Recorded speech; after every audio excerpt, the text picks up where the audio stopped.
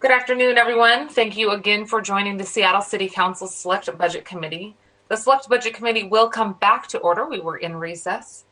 This is October 28, 2020, and the time is 2:02 p.m. Will the clerk please call the roll? Strauss. Present. Gonzalez. Here. Herbold. Here. Juarez. Here.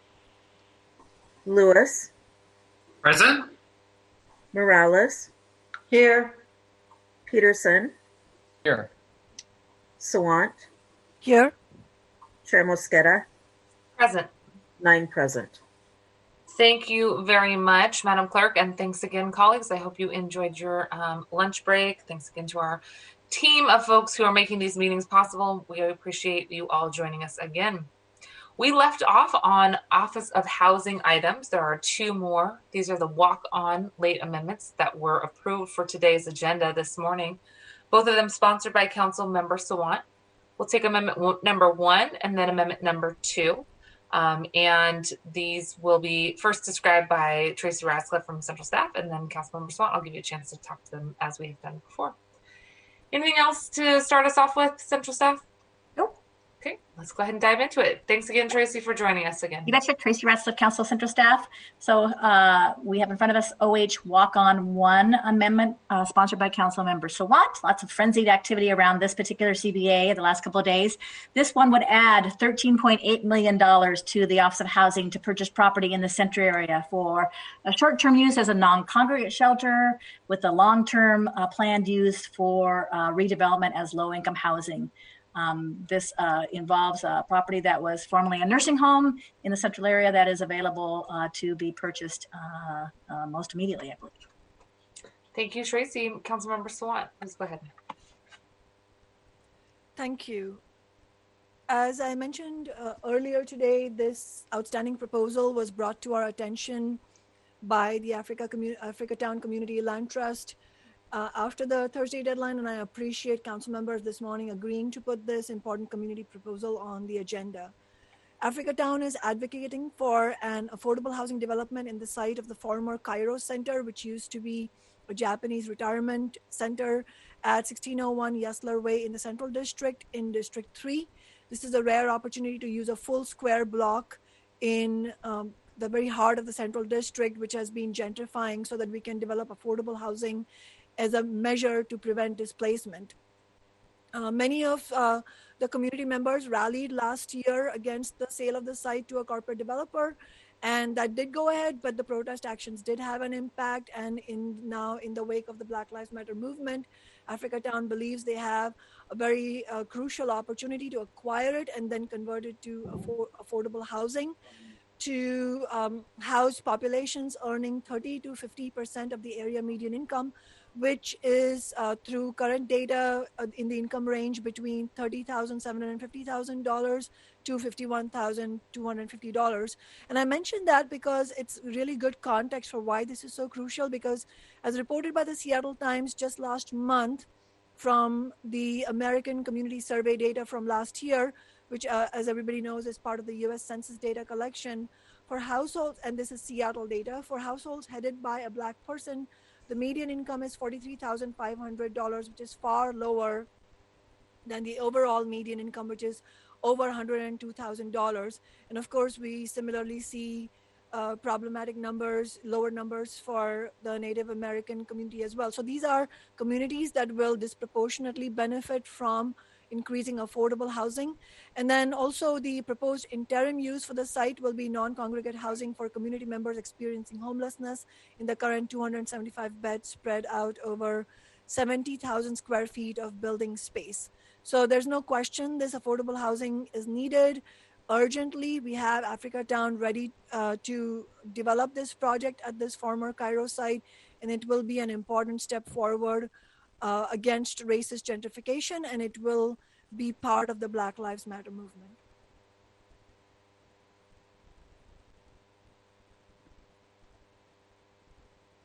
Are there any questions, colleagues? Councilmember Herbold, please go ahead. Thank you. I want to first thank Councilmember Sawant for bringing forward this proposal. I do have a question, though, about the connection to the congregate shelter proposal. I've seen materials going out to members of the public about this being a 275 person capacity location, and suggesting that that's the number of people there now, and that will be the number of people that will be able to be there in the future. And I have been told that that is not accurate, let's just say. And I'm wondering if Council Central staff can speak to that. So I've been trying to confirm that number myself, because I've heard the range from 200 to 275. And I don't know if that is rooms. I don't know if that is beds. Since it's a nursing home, it could be beds versus rooms. I'm just not sure. So I am trying to get confirmation of just exactly how many rooms there would be, and then what that could accommodate in terms of a short-term shelter structure.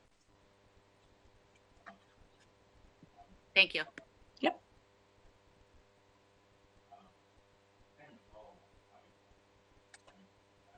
Councilmember Sawant, thanks again. I've also heard something similar about the concern around the number, so that would be helpful to get. Thank you, Tracy. You bet. Any other questions? Councilmember Sawant, did you have anything to add? And then Councilmember Morales? Just on the question that came up, we would be happy to independently verify the number, but we haven't been able to, because this was, this came just like we worked on this just over the weekend. But the number that we have used is something that we have heard from community advocates. They say that many rooms, not beds. So I would really appreciate Central staff verifying it. Mm-hmm. Yeah. Councilmember Morales, and then Councilmember Peterson. Thank you. So this is the kind of project that would obviously fall right in line with the principles that I've talked about over and over again. I do have some questions about I know we've got lots of projects that are community folks who are interested in getting the city's support with acquisition in order to stop displacement that's happening in our communities. This is a bigger number than I've seen from some other communities, community organizations. And so I'm just curious, I don't know if this is a question for Councilmember Sawant or for Tracy, but I'm interested in understanding if the funding is strictly for acquisition of the land or of the entire property, and also if there's if Africatown is seeking funding from other governmental entities to help kind of offset the acquisition costs. So is this scalable, I guess is my question. Are we able to cobble together some funding from different sources? This quest. So my understanding is, I'll tell you what I know, which is my understanding is the $13.8 million is the purchase price of the property. And Councilmember Sawant can confirm that, but that's what I have understood. I do not know if they're seeking other sources of acquisition funding. I know that there are other sources of acquisition funding that do exist, from the Housing Finance Commission to State Commerce may also have some money. And then the city also has its limited acquisition programs that might come into play with this property as well.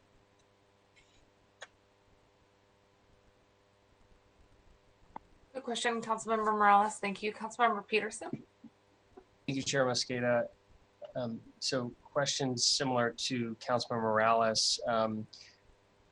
Tracy, can you walk us through in terms of other sources of funding, can you walk us through the Office of Housing levy process, how many times they do a request for proposals, and do they have a different category for acquisition? And then secondarily interested in, it doesn't have to be for this budget process, but maybe next year, having a sort of a standard, because there are all these great projects that we're learning about and people are asking us about, and to have sort of a standard way of looking at them where we kind of have other sources of funding they're thinking about and how they're planning to operate it and sort of the long-term plan.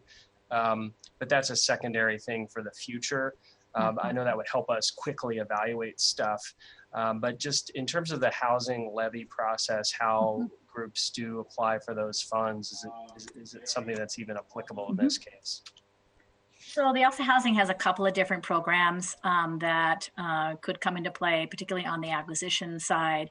The levy has the Acquisition and Opportunity Fund, which allows OH to essentially use existing cash that's been committed to projects that's not yet needed for the projects, because it takes them a while to get their construction going and to draw down those funds, to do short-term loans for acquiring property for long-term development of housing.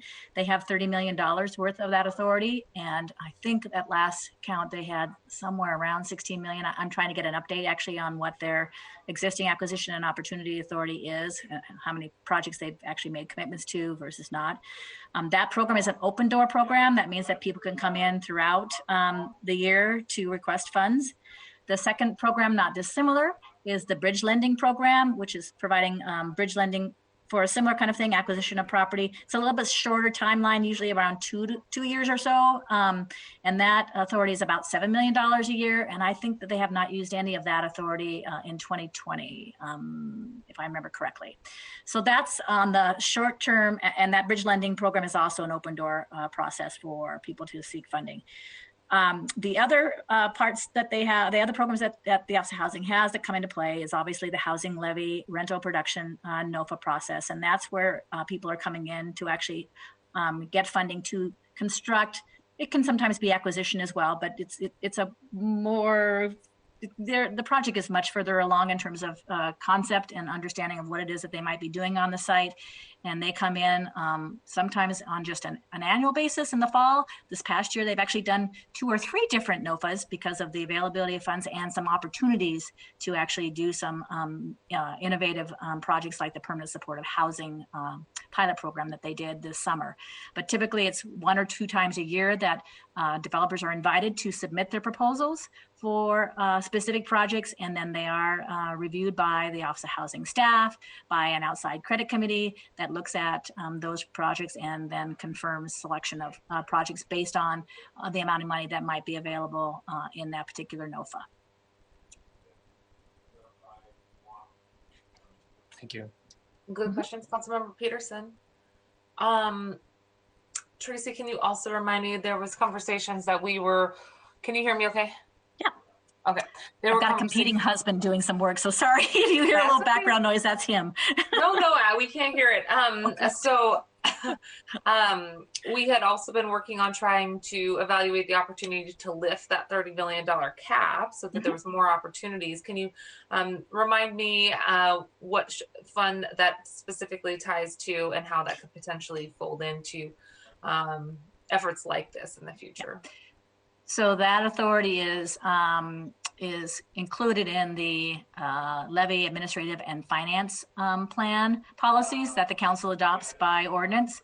So if it turned out that there was more need for more authority, that's above the $30 million, then we would probably need to go in and modify that administrative and finance plan to give them greater authority than the $30 million that they have now. So that would be what we'd have to do if we felt like they needed some more authority to take advantage of some of these strategic acquisition opportunities. I don't know that you'll need that at this point. That's why I'm asking for kind of an update on where they are in terms of their authority and what they have in terms of known asks for some of those funds.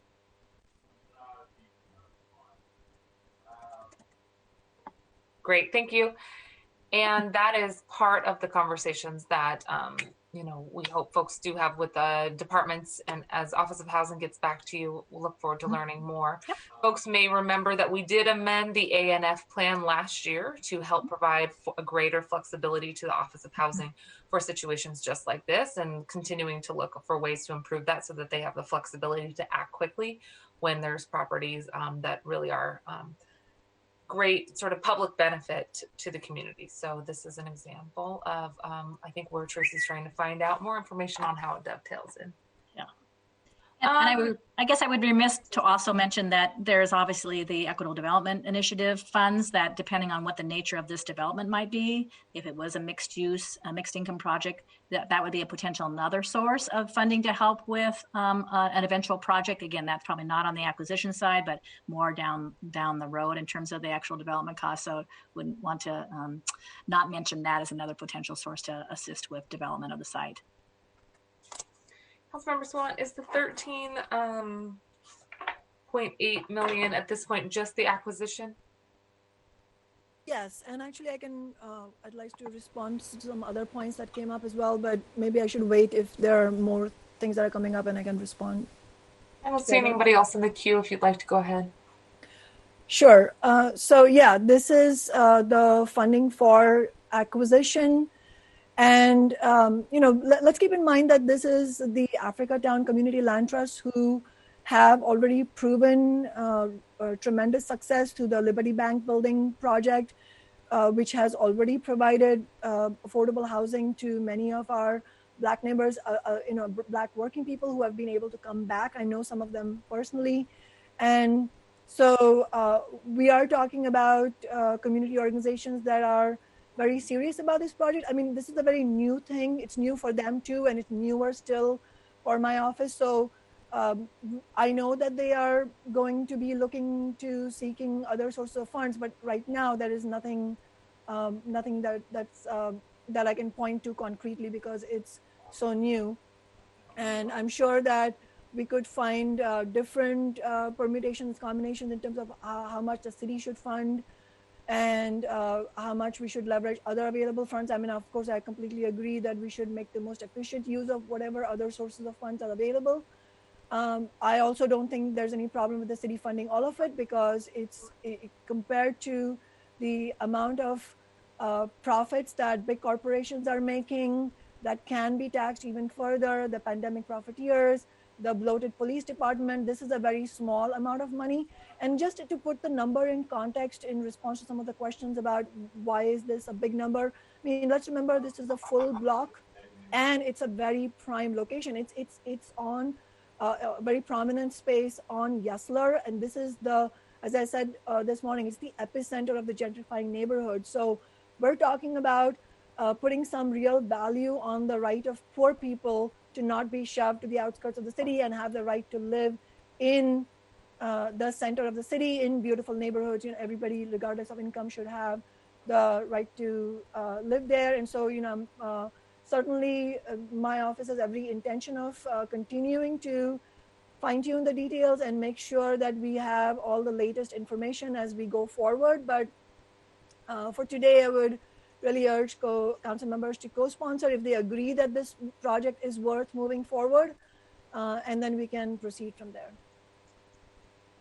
Okay, thank you. I just want to offer clarification as well. I think the vote earlier today was a helpful way to make sure that the conversation could happen so that nothing was held up for process reasons. I want to thank your office for sending the amendment around before 5 p.m. yesterday. That helps to make sure that folks have additional time to look at it. Again, interested in any co-sponsors for the record, but we know at this point that indication of co-sponsor is not an indication of whether or not the program itself has the support or the proposal itself has support.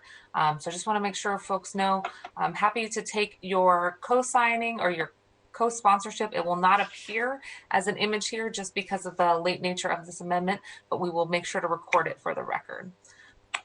Councilmember Ross? Sorry.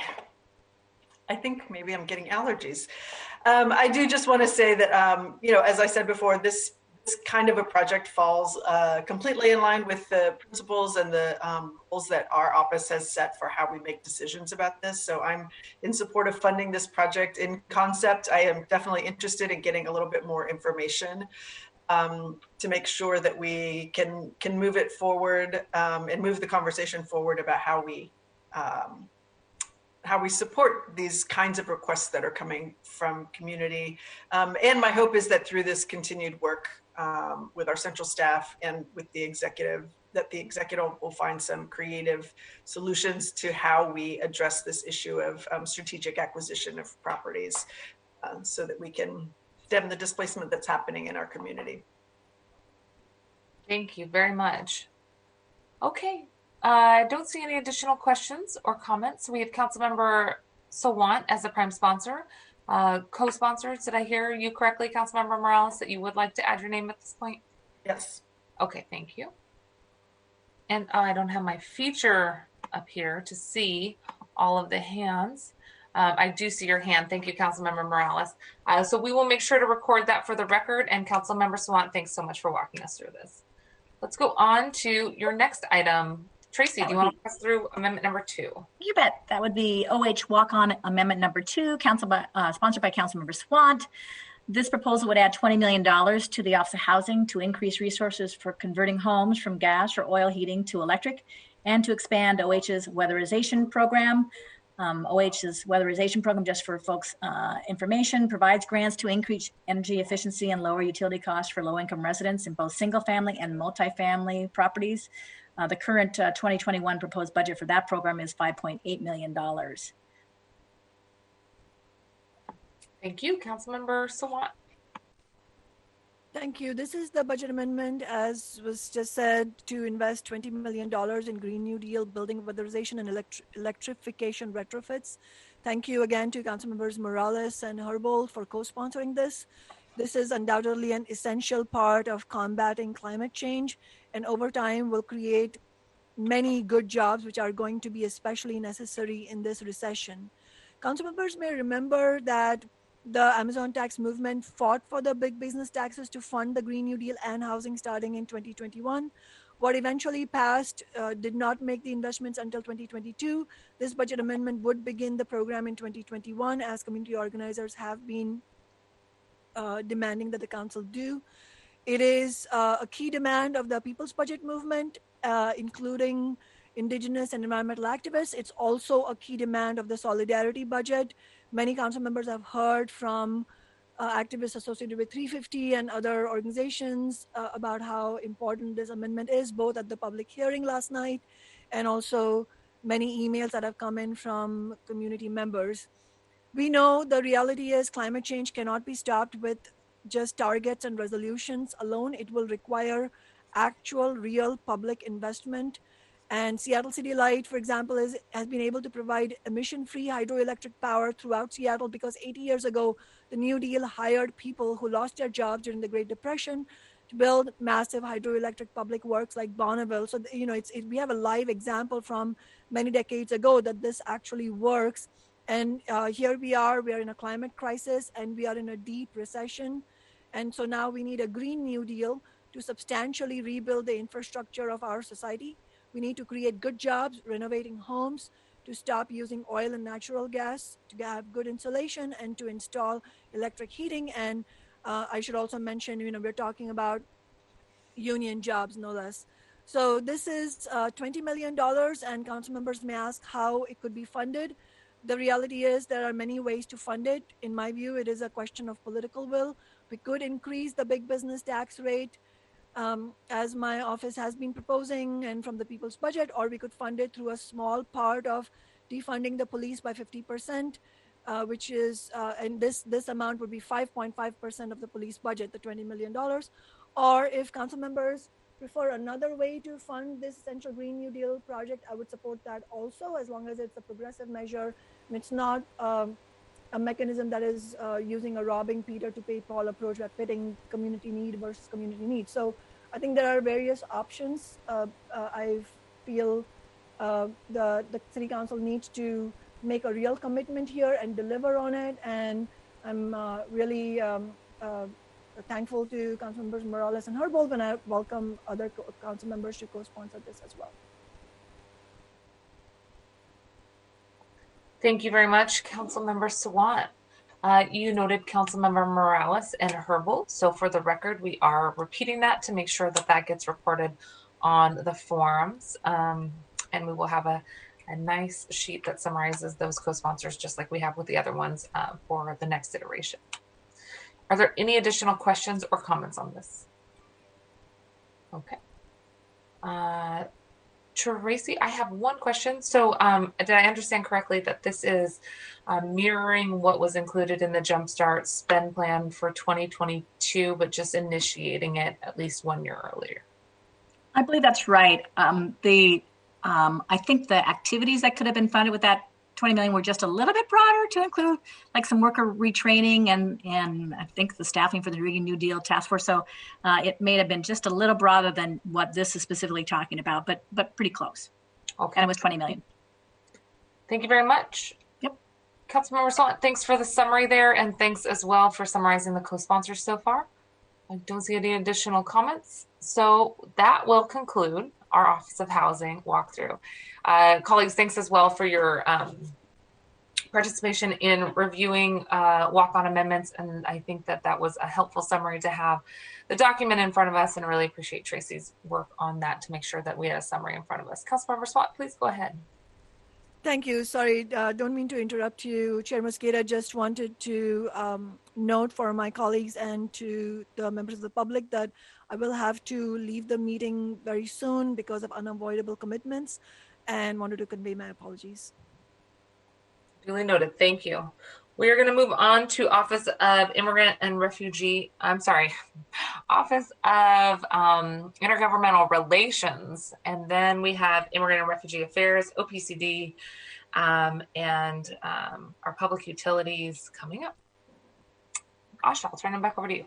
So the next item is OIR 1A1.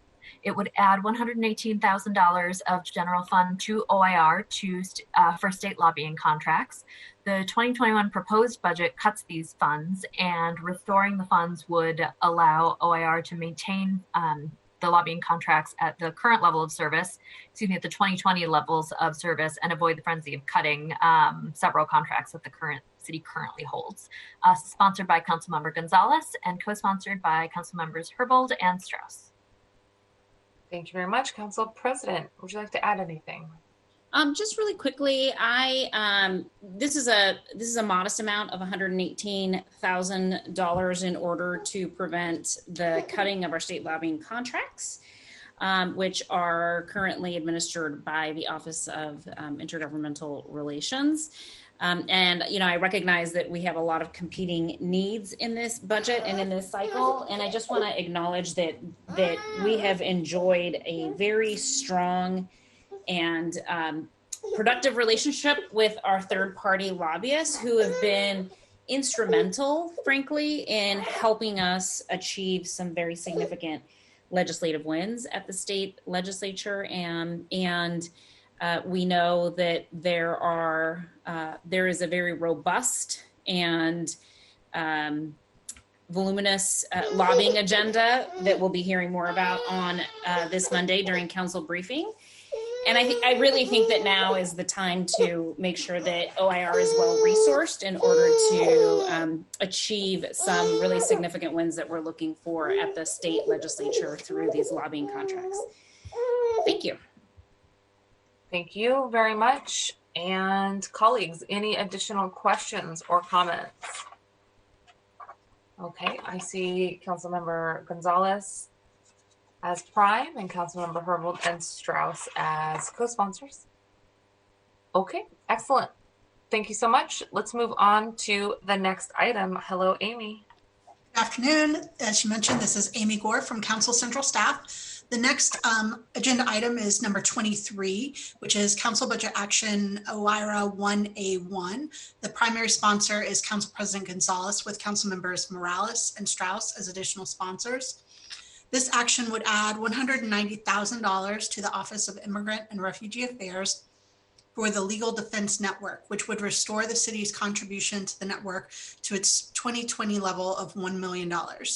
As a reminder, the Legal Defense Network was established in 2017 by both Seattle and King County to provide legal support to immigrants and refugees impacted by changes to federal laws. In 2020, funding for the network was a total of $1,810,000, with $1 million from the city and $810,000 from the county. The 2021 proposed budget reduces the city's contribution to $810,000 in 2021, which would decrease the total funding to $1.6 million in 2021. With this budget action, total funding would be restored to $1.8 million in 2021. With that, I will turn it over to Council President Gonzalez. Excellent. Thank you. Council President Gonzalez, anything to add? Yes, just really quickly here before Nadia tells me I'm out of time.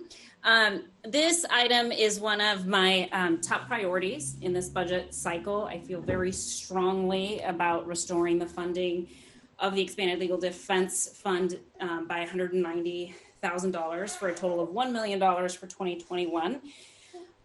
This would be consistent with our commitment to funding deportation legal defense at what we have committed to since I introduced legislation to create the Legal Defense Fund in 2017.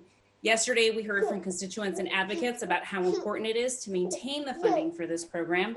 And as Jorge Baron of Northwest Immigrant Rights Project said, while our Constitution guarantees the right to a lawyer for immigrants in deportation proceedings, a lawyer is not provided, which means there are significant language and legal barriers to navigate for individuals to face off with the U.S. government, who 100% of the time has legal representation about why an individual should be able to stay with their families in this country and not be deported without fair and due process.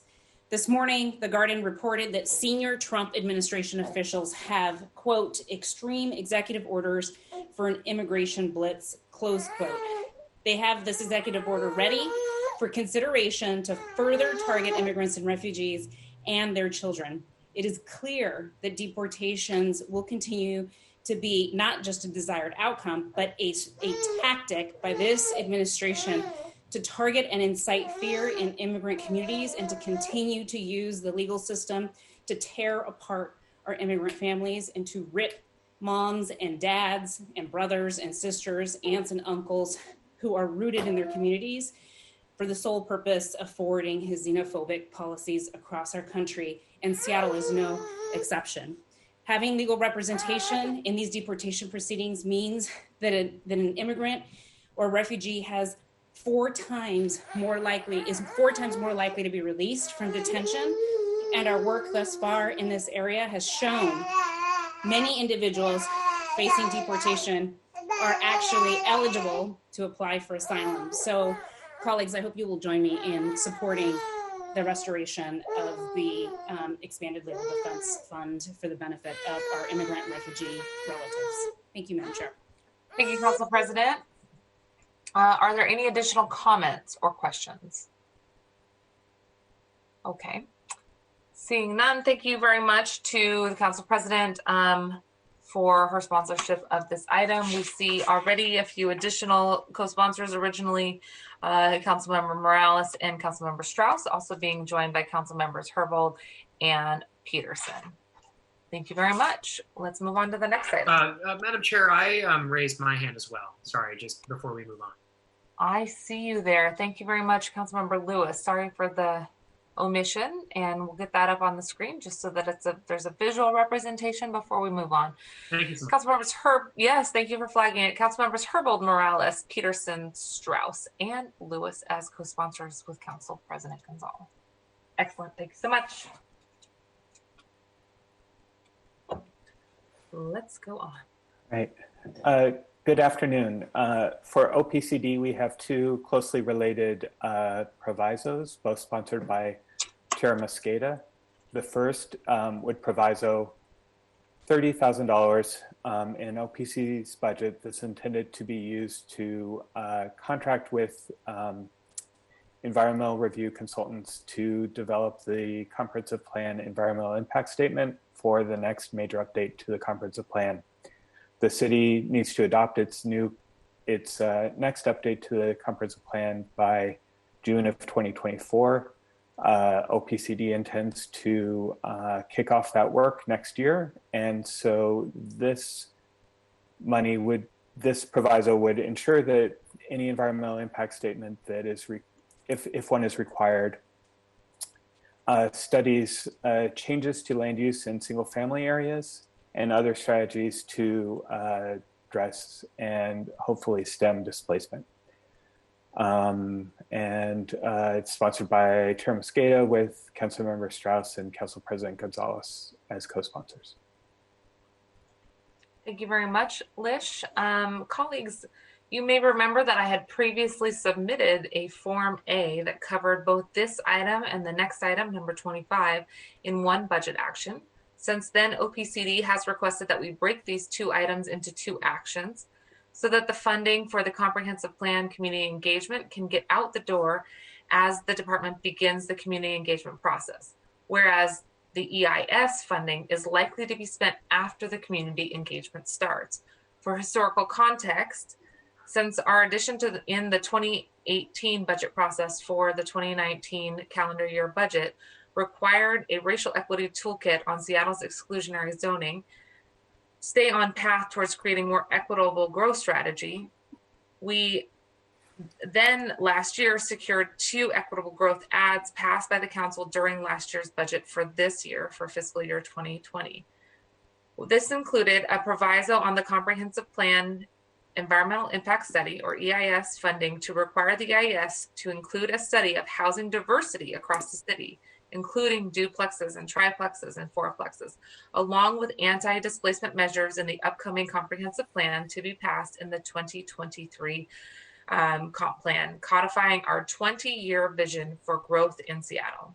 It also included a proviso on the community engagement funds for the racial equity toolkit on Seattle's growth strategy, requiring presentation of a community engagement plan to ensure culturally responsive and inclusive engagement with a focus on addressing the historic and present day zoning and land use inequities.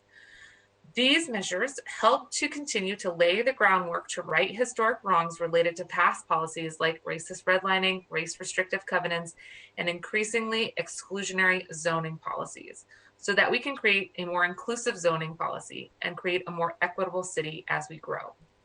In the 2020 rebalanced budget, the comprehensive plan, EIS, and the community engagement funding was cut. Anticipating the comprehensive plan will be adopted in 2024 based on the one-year extension granted by the state legislature. Now, we want to make sure funds for the EIS and the community engagement are reinstated in this year's budget. And therefore, from the process standpoint, we need to reinstate this proviso as well.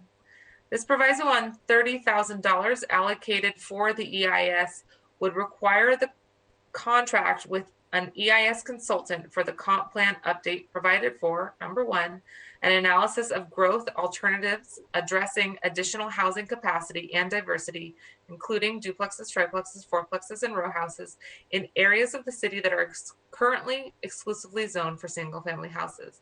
And number 2, to develop a strategy to minimize displacement of low-income residents and communities of color.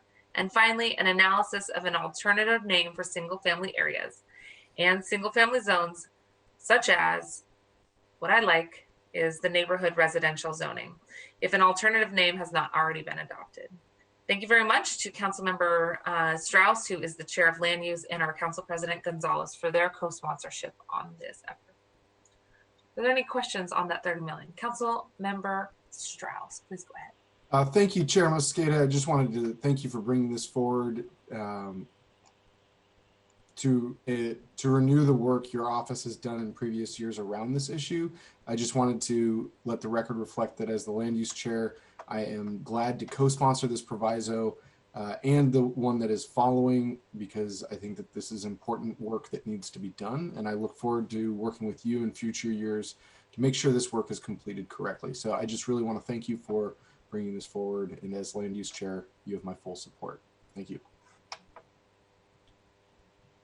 Madam Chair, it's Councilmember Juarez. Hello, Councilmember Juarez. Hi, this was also one of our shared, that we were supporting you on this one. I think we sent you and Sejal a list of which ones that came in where we were going to offer support. So again, I just want to share that I would be offering support on this proviso for $30,000 that you and Council Members Strauss and Gonzalez are supporting. Thank you.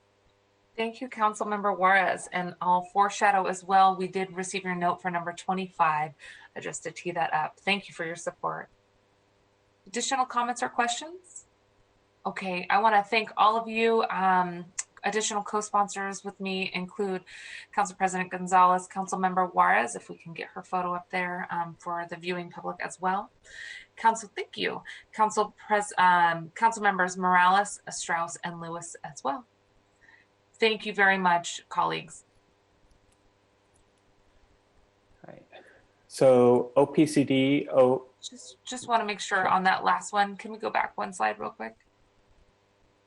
Okay, great. Summarizing, Councilmembers Morales, Juarez, Strauss, Gonzalez, and Lewis. Perfect. Thank you. So as mentioned, there will be a outreach and engagement program for the comprehensive plan update that will be starting next year. OPCD 2A1 places a proviso on funds that are intended to be used to conduct that outreach and engagement, and basically requires that the department come and present their outreach and engagement plan to the council before spending money. Chair Mosqueda is the sponsor with Councilmember Strauss and Council President Gonzalez. Thank you. And noted Councilmember Juarez's support too. Thank you so much. This is the second of these two provisos related to the comprehensive plan. OPCD, Department of Neighborhoods, and OCR are in the process of conducting the Racial Equity Toolkit on Seattle's growth strategy and initiating community engagement for the comprehensive plan update.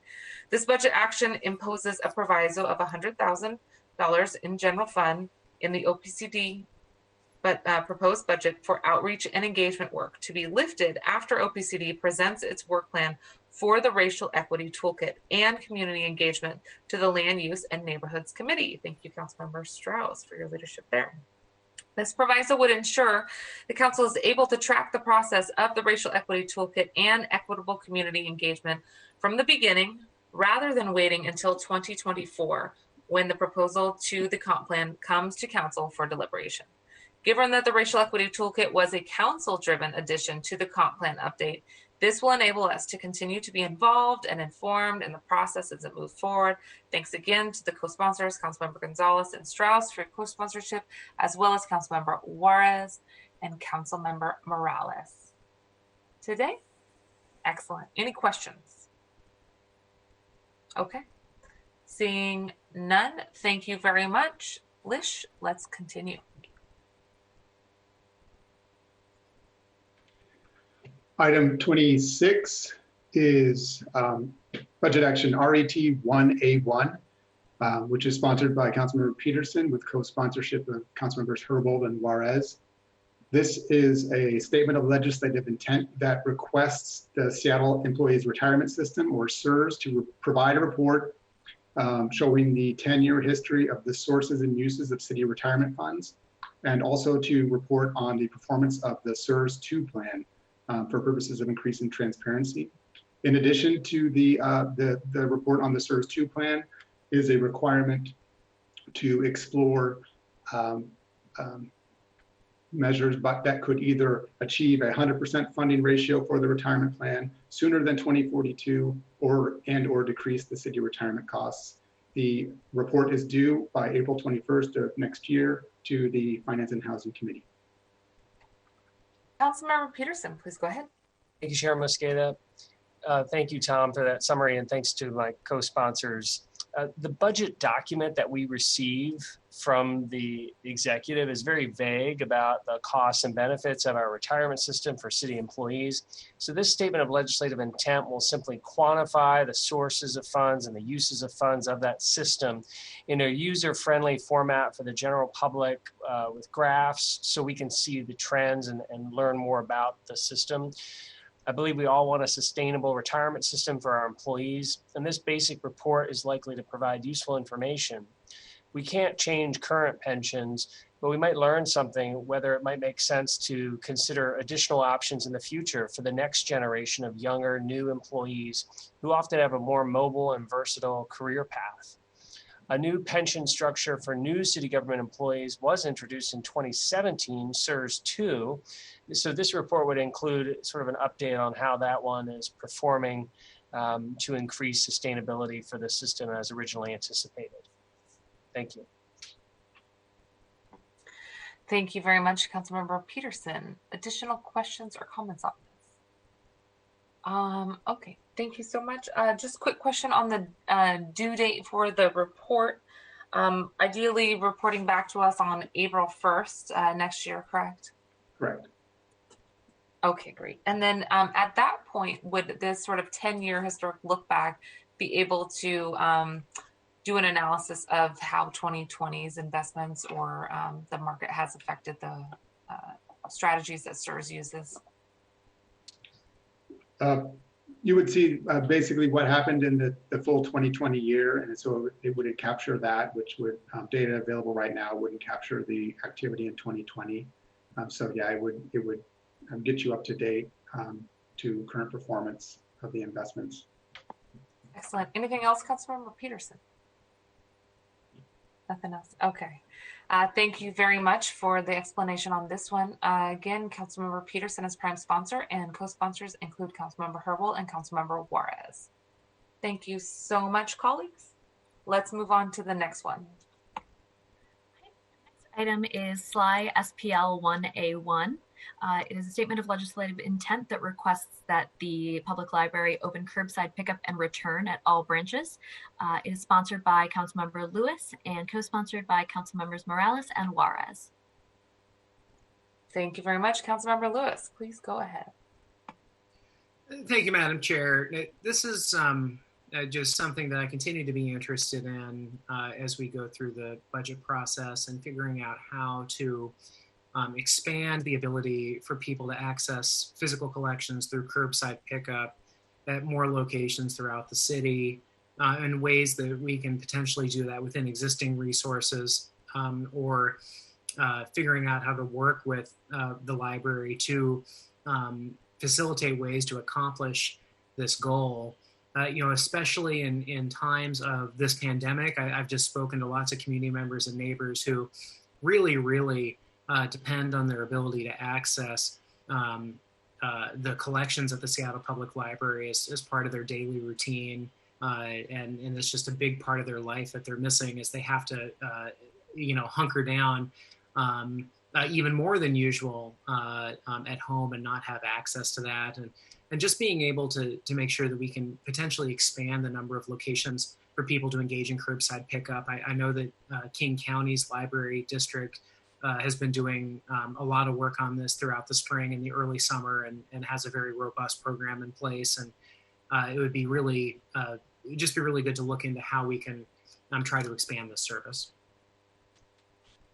Thank you very much, Councilmember Lewis. Are there any questions? Okay.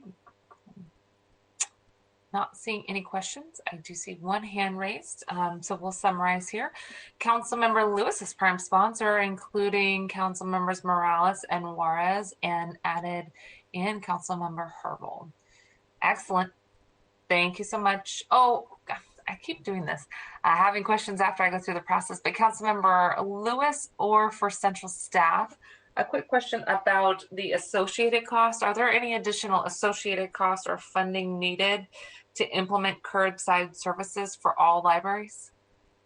I don't believe it would require additional funding. The library is just working on what the plan is for the next year or so, whether it's a combination of reopening our curbside pickup or just curbside pickup at some at particular branches. But at this, there doesn't seem to be any additional need for funding on that piece. Thank you very much. Let's keep going.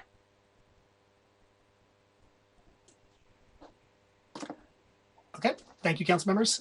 Just for the record again, Brian Goodnight, Council Central Staff. The last 4 items on the agenda today are related to Seattle Public Utilities, or SPU as it's known. The first item is SPU 1A1.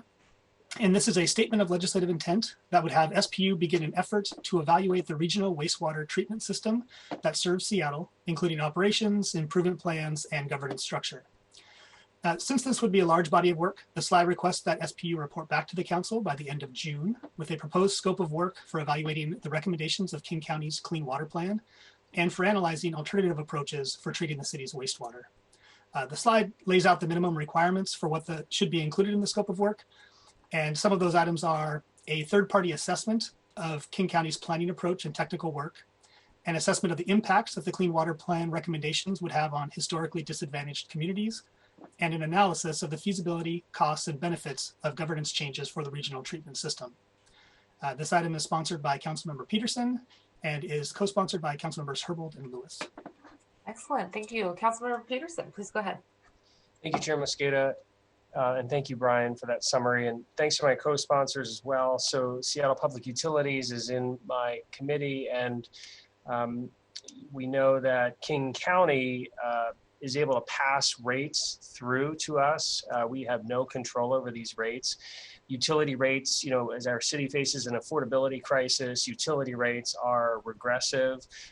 Utility discount program only covers part of those bills. So we need to really manage costs that are coming from other sources that we don't have control over. So this slide will look at other options, look at the history of ownership of the wastewater treatment facilities, so that we can get a better handle on how we can control costs that are coming from other parties such as King County. Thank you very much, Councilmember Peterson. Questions, colleagues? Okay, I'm not seeing additional questions. I do see some hands. So in addition to Council Members Herbold and Lewis, we have Councilmember Strauss adding their name as well. Thank you so much, Councilmember Peterson. Let's go to the next one. Okay, thank you. So the next item is SPU 2A1, and this is also a statement of legislative intent, and it would request that SPU provide a report to council that evaluates an expansion of the Tree Ambassador Program. SPU manages the Tree Ambassador Program in partnership with the Seattle Department of Transportation and the nonprofit organization Forterra. The program engages volunteers to develop and lead neighborhood tree walks and encourages tree stewardship through work parties to help care for trees and landscapes in the public right-of-way. Some of the items that the report should address are training volunteers to become resident arborists who can perform basic tree maintenance, enlisting volunteers to help inventory trees in their neighborhoods, and increasing the number of sites that can be supported by the Tree Ambassador Program. The slide requests that SPU provide the report back to council by March 15th, and the item is sponsored by Councilmember Strauss and co-sponsored by Councilmembers Morales and Lewis. Thank you very much. Councilmember Strauss, please go ahead. Thank you, Chair. This statement of legislative intent originated with an idea that was suggested to me for the city to start a citizen or resident arborist program to be able to recruit volunteers to help in the management of the city's urban forest. Our Tree Ambassador Program is an already existing city program run by Seattle Public Utilities, as Mr. Goodnight noted, in partnership with Forterra. And so as these tree ambassadors lead tree walks, host work parties, and encourage good tree stewardship, this slide would request a report from SPU on opportunities to expand this Tree Ambassador Program in such ways as by establishing resident arborists who could conduct basic tree maintenance, such as pruning trees or trees for neighbors. For instance, street trees currently, you need to, I believe you need to get a permit. You can be fined if you don't prune your street trees appropriately. This report would also ask for providing further education about trees and tree protections and using volunteers to inventory trees in the neighborhood, similar to the program called the Last 60,000 Project. As well as this report would request information to better prioritize racial equity and environmental justice in the program's expansion. So thank you, Chair, and thank you, Mr. Goodnight, for assisting me with this council budget action. Your assistance was very helpful. Thank you very much, Councilmember Strauss. Are there any additional questions? I am not seeing additional questions, but I am seeing some hand raises. So in addition to Councilmember Strauss as prime sponsor, we have Morales and Lewis, and adding Councilmember Peterson. Excellent. We are getting close, folks. Let's keep going. Okay, thank you. So the next item is SPU 3A1. And this budget action would add $286,000 of general fund to SPU to expand the encampment trash program, which is also known as the Purple Bag program, to 13 additional sites, with the request that the expansion begin by adding unserved encampments in South Seattle. For context, the 2021 proposed budget includes a little more than $388,000 for the program to provide weekly services to 17 sites. The funding for this budget action includes $17,000 per additional site to cover the cost of supplies, as well as for collecting and disposing of the waste. It also includes $65,000 for a half-time temporary position for program administration and contract oversight. This item is sponsored by Councilmember Morales and is co-sponsored by Councilmembers Herbold and Sawant. Thank you very much. Councilmember Morales, please go ahead. Thank you. So folks, we've got the opportunity to nearly double our trash pickup for encampment residents through this budget action. One thing I know all of us have heard from our housed constituents is a concern over garbage near encampments. And the Purple Bag program is a solution to that concern. So we know that encampments are regularly served. They need to have a way to keep their living areas clean, and this program would allow for that to happen. After listening to, I think it was 5 hours of testimony last night, we heard a lot of comments from folks who unfortunately associate people living outside with trash. I sadly heard the comparison made even more directly sometimes. So I think it's important that we acknowledge that folks who are living unhoused don't get weekly trash pickup the way those of us who have the privilege of living in a home do. So this would address those concerns, but also restore some dignity to our unhoused folks who are living in encampments. I've spoken directly to encampment residents in my district, and I've seen that very often the way that they deal with their trash is to build piles near their encampment. So they don't want to live like that. We don't want them to have to live like that. And I think providing regular pickup for them is a solution to the problem for them, but also for the surrounding community and surrounding neighbors who would also like to have areas a little more tidy. So this is one step in providing that service for our unhoused neighbors, and I hope my colleagues will support it. Thank you very much, Councilmember Morales. Are there any additional comments or questions on this? So I just want to double check on the site numbers here. 17 sites currently, correct? That's correct. Yep. Okay, and then this would add 13 more sites? Yep, you have correct. Okay, so we'd be up to 30 sites? You've done the math correctly, that's right. Excellent. And we would start in South Seattle. Is there any concern on that issue coming from the department? I've not heard any concerns from the department about this request. Yeah. Okay, great. And also pleased to see that there's the position authority already at the department. That's correct. They don't need position authority for the temporary labor. Yeah. Great. Are there any additional questions? Councilmember Peterson, please go ahead. Thank you. And thank you, Councilmember Morales, for proposing this. I've signed on as a co-sponsor. I did want to understand better the starting in South Seattle. I mean, doesn't it, could one argue, I mean, that we're adding money to the program, so it will help the whole city indirectly? That's true. Mm-hmm. Okay, thank you. Thank you very much. Great. So as Councilmember Peterson noted, there are folks adding their names here. Councilmember Morales is prime sponsor. In addition to that, Councilmember Herbold and Sawant had been signed on. We are now joined by Councilmember Peterson, Councilmember Lewis, and Council President Gonzalez. Excellent. We are to our last item on our regular agenda. Let's go to the last item here. Okay, thank you. As you said, the last item is SPU 4A1, and this budget action would add $58,000 of general fund to SPU for the provision of publicly accessible street sink style hand washing stations.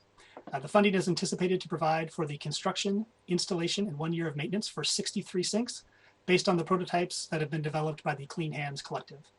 To increase access to hygiene and hand washing services throughout the city, the request specifies the deployment of 9 sinks in each council district. And this item is sponsored by Councilmember Morales with co-sponsors by Councilmembers Herbold and Swant. Excellent. Councilmember Morales, please go ahead.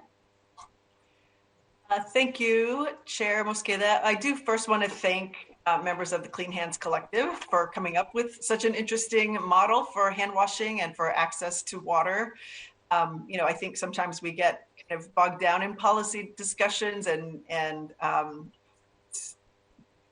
it's refreshing to hear some, really great ideas from folks who are outside of this established hall or Zoom, whatever we want to call it these days. Colleagues, we have the opportunity to add 63 public sinks to the Seattle landscape. The idea here is to make sure that there are 9 sinks in each district. And this is just a big win for unhoused folks, especially in COVID, when we know that some really important preventive measures include things as basic as being able to wash your hands.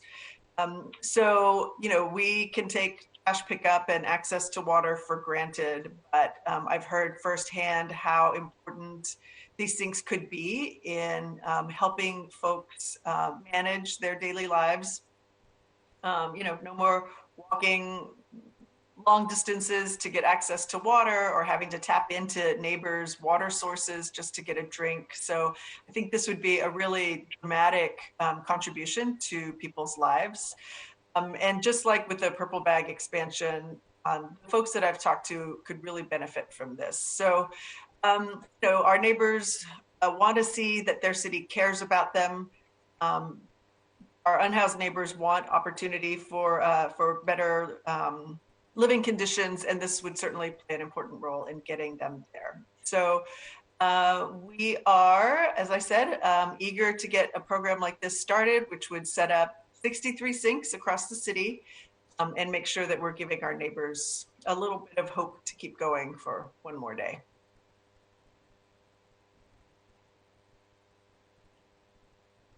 Thank you, Councilmember Morales. I appreciate this. I'm just struck by how small the dollar amount is. Just for historical context, Central Staff, can you remind us, we added hand washing facilities, right? I think I started to ask this question before, but we added hand washing facilities last year in the budget. I think there was some frustration earlier this year that those dollars hadn't been spent.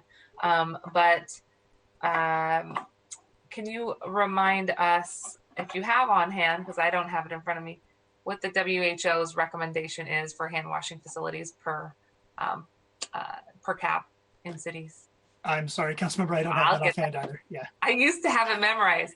Well, I can tell you, it's not for hand washing, it's for public bathrooms, but we should have something like 200 or 225 in the city.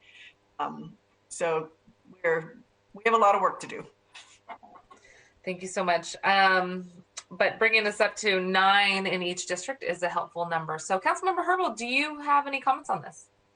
I was going to say just what you did, Madam Chair, which is this has a potential for a big impact for a small number of dollars. Really appreciative of the Community Coalition that has come forward with this really imaginative proposal. I know they've been working on it for a while and really hoping that we can forward it, and really also just wanting to, as the person who kind of considered herself the hygiene maven in past years, really happy that Councilmember Morales has taken on championing the Purple Bag program and this expansion of hygiene facilities as well. Thank you so much for that, Councilmember Morales. Well, thank you very much, hygiene mavens. I appreciate you bringing all this forward today. Councilmember Morales is prime and Councilmember Herbold and Sawant, joined by council members Strauss and Lewis and Council President Gonzalez. Just double checking here. Okay. I think that is it for our forum discussions today. This it has been a pretty fast-paced conversation overall, but I want to warn you that tomorrow is almost twice as intense. So we're going to need to keep our comments really short. Tomorrow I may, depending on the length of our discussions, I may try to ask you again to use that 2-minute time frame for using your comments. I'll come off of mute so you can see me do that. And that will allow for folks to ask questions as well. But we are ahead of schedule. And that's in a large part thanks to all of your good work with central staff. And really thanks again to Joseph, who created the screen, Patty for managing the screen so you could all see who was co-sponsors. I think that worked really well and really appreciate their work, along with Sage Creek in my office, who had been working with them on the model. Thanks again to Farida Cuevas for staffing us throughout the day. Ali, I'm going to turn it over to you before we adjourn today, maybe for a preview of anything coming tomorrow. Any heads up on anything? Thank you. Thank you, Chair Mosqueda, committee members. As Chair Mosqueda said, we do have more items on the agenda for tomorrow, and into topics where there's been more interest in specific departments, and then Friday has the most items on the agenda. So as the chair noted, to stay on schedule, we may need to keep the conversation moving. I believe there'll be one walk-on amendment that I'm aware of right now for discussion tomorrow that was just distributed to all of you, and we will let you know if there are any others identified. Thank you. Thank you, Ali. And folks should be able to see the full list of departments that we will be discussing tomorrow and Friday, both on the agenda, but also in that Monday memo that I sent around. Councilmember Peterson, thank you for distributing your walk-on amendment before the 5 p.m. deadline as well. That is very helpful, as you saw from today, which helps it require not a supermajority vote, just a majority vote in order to be considered based on the agenda. And we also know that you did get your summary in for the criteria, which we will be turning into a cover sheet and sending around shortly. I want to make sure that if anybody had any additional forums that they didn't get the chance to raise their hand on, you are welcome to signal that now. We will record it for the record and make sure that that name is actually appropriately noted. Okay, I'm not seeing any actual hands or virtual hands. With that, I want to thank again everybody who's making these meetings possible. We will give you an extra hour, actually 2 hours of your time today back to do all your good work, and we will see you again tomorrow morning at 9:30 a.m. Public comment option for sign up starts at 7:30 a.m. A 30-minute window will be allocated, so if there's more than 30 folks, we will have to cut it off at 30 minutes, but appreciate everybody who continues to call in. And thanks again. I see no further comments. Today's meeting is adjourned. Thanks to everyone from Central Staff for all of your presentations today. It's been very informative.